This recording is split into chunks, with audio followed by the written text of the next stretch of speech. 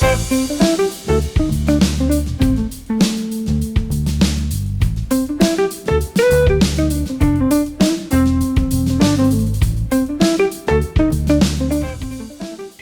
jangka panjang adalah jenis investasi yang memiliki jangka waktu minimal 1 tahun.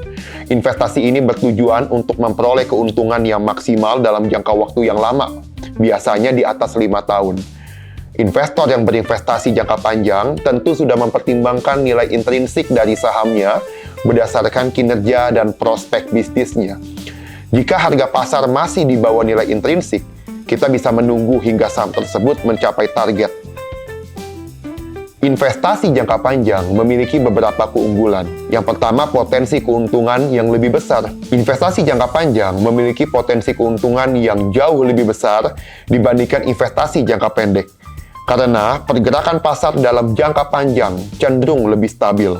Yang kedua, pembagian dividen. Perusahaan yang sudah mature umumnya akan membagikan dividen kepada pemegang sahamnya secara rutin.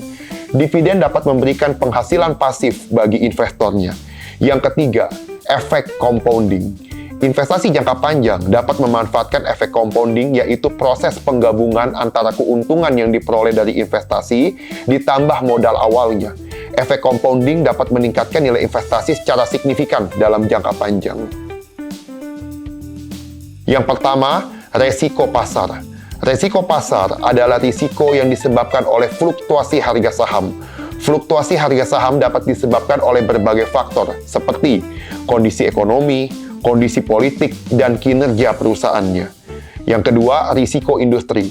Risiko industri adalah risiko yang disebabkan oleh kondisi industri tempat perusahaan beroperasi. Misalnya, jika industri teknologi mengalami penurunan, maka harga saham perusahaan-perusahaan teknologi juga akan mengalami penurunan. Yang ketiga, resiko perusahaan. Resiko perusahaan adalah resiko yang disebabkan oleh kinerja perusahaan. Misalnya, jika perusahaan mengalami kerugian, maka harga saham perusahaan juga akan mengalami penurunan. Berikutnya adalah resiko likuiditas. Risiko likuiditas adalah risiko yang disebabkan oleh sulitnya menjual saham dengan cepat. Saham yang likuiditasnya rendah akan sulit dijual dengan cepat, sehingga investor dapat mengalami kerugian jika perlu mencairkan investasinya dalam waktu singkat. Berikutnya adalah resiko kebangkrutan. Resiko kebangkrutan adalah resiko yang disebabkan oleh perusahaan yang tidak dapat membayar hutang-hutangnya.